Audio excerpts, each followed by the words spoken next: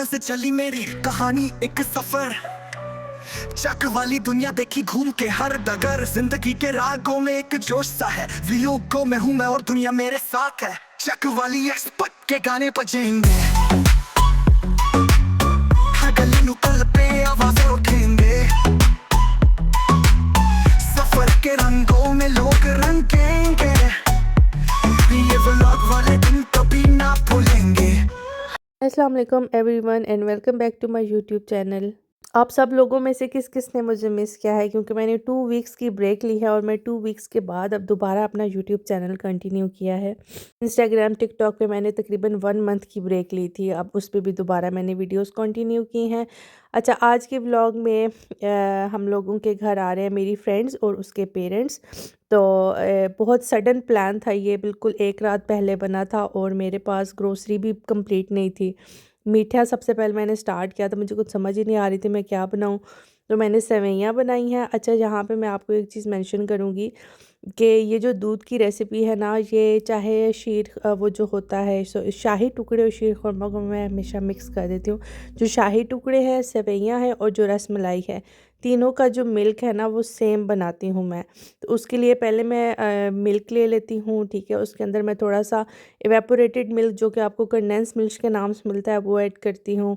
और मीठे की जगह मैं जो मीठे वाला कंडेंस्ड मिल्क है ना, ये सुकट कंडेंस्ड मिल्क, वो ऐड करती हूँ। और थोड़ा सा मैं शलागज़ाने ऐड करती हूँ। तो इस तरीके से ना जो मिल्क का टेस्ट है वो बहुत मज़े का बनता है और बहुत थिक बनता है, क्रीमी बनता है और घना भी जल्दी हो जाता है। अदरवाइज़ अगर आप सिंपल प्लेन मिल्क लेते हो तो बहुत ज़्यादा टाइम लग जाता है उसको बनाने में। ये सेवइयाँ मैंने बिल्कुल अंदाज़े से डाली हैं, मुझे समझ ही नहीं आ रही थी कि कितनी डालूँ कितनी ना डालूँ। पहले मैंने उसको थोड़ा-सा बटर में कर लिया था फ्राई और फिर ऐड किया था। इसलिए मैंने कभी सेवइयाँ इतनी ज़्यादा दफ़ा बनाई नहीं है, तो जब ये सही कोल्ड हो गई थी ना तो काफ़ी थिक हो गया था टेक्सचर। मेरे ख़्याल से मैं थोड़ी-सी सेवइयाँ कम डालती तो बेहतर था। अच्छा, मेन्यू इतनी जल्दी डिसाइड करना, मेरे पास थोड़ा-सा गोश्त था। तो अगर मैं वो बिल्कुल थोड़ा-सा गोश्त कढ़ाई बनाती तो वो थोड़ी क्वांटिटी बनती, तो मैंने कहा क्या बनाऊँ मैं? तो मैं बना रही हूँ अचार आलू गोश्त। तो उसके लिए मैंने अचार गोश्त का मसाला नहीं था मेरे पास, तो मैंने क्या किया, जो मैंने खुद अचार बनाया था उसका ऑयल ले लिया, उसमें से एक हरी मिर्च ऐड कर दी, थोड़ी-सी कुलवंजी ऐड कर दी और आलूओं को फ्राई कर लिया। और अलग से मैंने प्याज़ों का पेस्ट डाल के और लहसुन अदरक का पेस्ट डाल के उसको थोड़ा भुना, फिर मैंने उसको उसके अंदर गोश्त ऐड किया, फिर टमाटो प्यूरीज़ ऐड की और बेसिक मसाले जितने भी मेरे पास थे ना वो सब ऐड कर दिए और बस इसको 5 मिनट के लिए मैंने इंस्टेंट पॉट में कुक कर लिया। तो ये, और साथ ही मैंने जो है ना, मतलब सारे काम जो है ना मैं मल्टीटास्किंग के साथ साथ कर रही थी। तो यहाँ पे मैंने साथ ही प्याज ब्राउन किए। चावलों के लिए मेरा दिल था जो दम होगा वो मैं शाम को दूंगी, और अभी तकरीबन 11 बज रहे थे, तो मैंने ऐसा किया कि साथ साथ सारे काम स्टार्ट कर दिए। अच्छा, आप लोगों को ये बात थोड़ी फ़नी लगेगी, लेकिन जैसे मैंने टमाटो की प्यूरी बनाई, लहसुन अदरक की बनाई, प्याज़ों की बनाई, चटनी बनाई, जितनी चीज़ें बनाई है ना, उसको मैंने ऐसे जो जग में थोड़ा सा हिस्सा रह जाता वो वेस्ट नहीं किया, उस सबको इकट्ठा किया। और उस सब इकट्ठे पानी से ना मैंने फ़िश को वॉश कर लिया। तो फ़िश जो है ना, मैं हमेशा इसका सालन बनाती हूँ, लेकिन इस दफ़ा मैंने सोचा कि फ्राई करती हूँ, थोड़ा फ्राई करके। तो वो ख़ैर बाद में बताती हूँ। तो बस चना पुलाव मैंने सोचा बनाती हूँ। अचार हांडी बन गई थी, साथ में चना पुलाव में मैंने बेसिक बेसिक से मसाले डाले, ठीक है, गरम मसाले, चने, जैसे एक सिंपल सा बनाते हैं, बस इसको भून भान के मैंने इसको भी साइड पे रख दिया। और यहाँ पे मैंने फ़िश को अच्छे से वॉश कर लिया, इससे इसको 10 मिनट के लिए डिप कर दिया और थोड़ा सा सिरका वगैरह भी ऐड कर दिया मैंने इसके अंदर ना, ताकि टेस्ट अच्छा हो जाए इस फ़िश का। अच्छा, ये बनती बहुत मज़े की है, ये वाली फ़िश से स्मेल नहीं आती है। अदरवाइज़ जो कैन में फ़िश होती है, या एक तो 2 दफ़ा पहले ट्राई की थी कोई फ़िश फ्रोज़न, उसमें से स्मेल आती है, लेकिन इस वाली से स्मेल नहीं आती। इसका सालन बनाती हूँ मैं, और वो भुना हुआ जो सालन होता है वही बनाती हूँ। यहाँ पे जो मैंने आलू फ्राई किए थे उसके अंदर मैंने गोश्त का मटेरियल ऐड कर दिया और इसको 10-15 मिनट के लिए भून लिया। और बस जब आलू टेंडर हो गए तो ये बस अचार गोश्त हांडी इस तरीके से रेडी होगी। ये बहुत मज़े की बन के तैयार हुई थी, आप लोग भी ज़रूर ट्राई करना। अचार का थोड़ा टेस्ट वैसे भी डिफरेंट होता है, लेकिन अगर आप मार्केट वाला भी डालोगे तो उससे भी ठीक ही आएगा टेस्ट। साथ मैंने चटनी भी रेडी कर दी। एक चटनी में मैंने दही ऐड कर दिया और बाकी की चटनी में मैंने थोड़ा सा केचप और इमली का पल्प ऐड कर दिया। ताकि 2 तरह की हो जाए, क्योंकि साथ फ़िश भी थी और साथ में चिकन रोस्ट भी बना रही थी।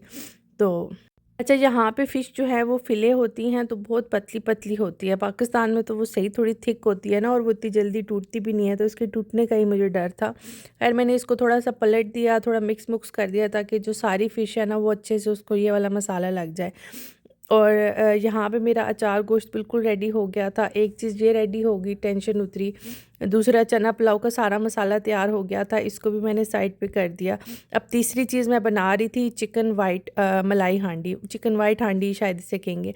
इसके अंदर थोड़ा-सा लीमू, लहसुन, अदरक, नमक और काली मिर्च डाल के 15 से मिनट के लिए मैरिनेट करके साइड पे रख दिया। और अब यहाँ पे मैं फ़िश का मसाला तैयार कर रही हूँ। अच्छा, पाकिस्तान में जो फ़िश बनाते हैं उसमें भी यही मसाला यूज़ होता है, बस उसमें ऑयल हम लोग नहीं डालते। पहले मैंने सोचा कि मैं इसको ऐसा करूँगी, ग्रिल कर लूँगी, लेकिन फिर मेरे माइंड में आया कि नहीं, ग्रिल नहीं करती, ऐसा करती हूँ इसको बेसन की कोटिंग करके फ्राई कर लूँगी। ख़ैर ये पहला एक्सपेरिमेंट ही था, इससे पहले मैंने कभी ये वाला एक्सपेरिमेंट नहीं किया। तो एक्सपेक्ट मैं कर रही थी कि टूट जाएगी थोड़ी सी फ़िश, और वो टूट भी गई थी, लेकिन टेस्ट में बहुत अच्छी बनी थी। लेकिन अगर मैं ये सजेस्ट करूँगी, अगर आप लोग ये चीज़ ट्राई करें ना तो फ्रोज़न पार्ट्स ही आप लोग लें, फ्रोज़न ही उसको जो है ना फ्राई कर लें आप लोग।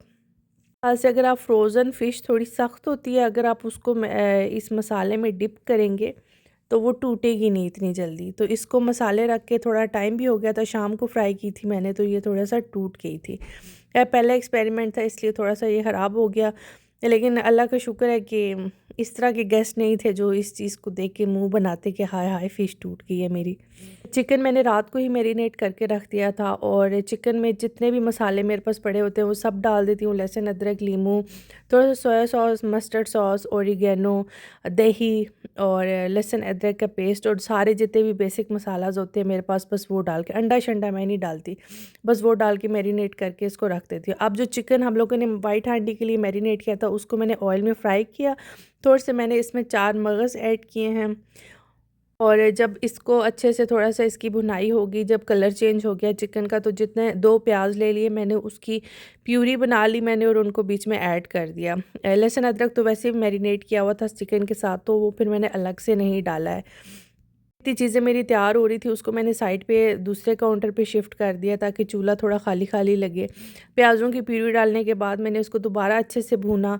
इसको भूनने के बाद फिर इसमें मैंने, तो सेवइयों में मैंने ऊपर डाले थे ना काजू और बादाम, वो जो थोड़े से बच गए थे वो मैंने इसमें ऐड कर दिए थे, क्योंकि जो ओरिजिनल रेसिपी थी उसमें सिर्फ उसने काजू ऐड किए थे, लेकिन मैंने बीच में बादाम भी थोड़े से ऐड कर दिए थे। अच्छा, इसके अंदर सिर्फ जो है ना लाल मिर्चें नहीं जाएंगी, सिर्फ आपने ज़ीरा डालना है भुना हुआ।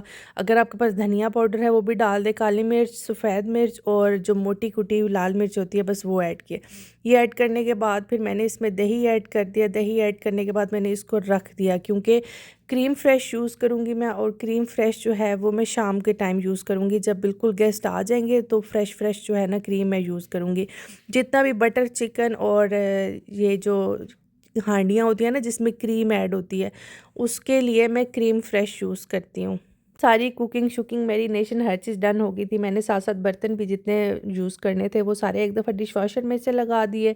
2 मेरे साइकिल लगे थे डिशवॉशर के, लेकिन एटलीस्ट मुझे सुकून था कि चलो ये सारे काम जो है ना साथ-साथ हो गए हैं। बिल्कुल भी उम्मीद नहीं थी कि मैं सब कुछ मैं मैनेज कर लूँगी एक रात पहले, क्यों, और वो भी उन चीज़ों के साथ जो बस घर में अवेलेबल हैं। इसलिए मैंने बहुत ईज़ी सा मेन्यू रखा, वो चीज़ें रखी जो बस जल्दी-जल्दी बन जाती हैं, कुछ कॉम्प्लिकेटेड नहीं रखा। मेरे लिए काफ़ी डूएबल मेन्यू था, और हमारे जो इंडियन स्टोर है सिटी में, उसके पास अब एक नान मिलते हैं, तो वो बहुत मज़े के होते हैं। उसको बस हम माइक्रो करते हैं और वो रेडी हो जाते हैं। एक चीज़ जो मैं हमेशा करती हूँ कि उस दिन तो लाज़मी करती हूँ जब किसी ने आना हो, क्योंकि इतनी ज़्यादा कुकिंग के बाद स्मेल आ जाती है सिंक से, तो बेकिंग सोडा और विनेगर ऐड करके ऊपर मैं गर्म पानी डाल देती हूँ उबला हुआ, तो उससे जो है ना जितनी भी सिंक की स्मेल होती है ना वो सारी ख़त्म हो जाती है।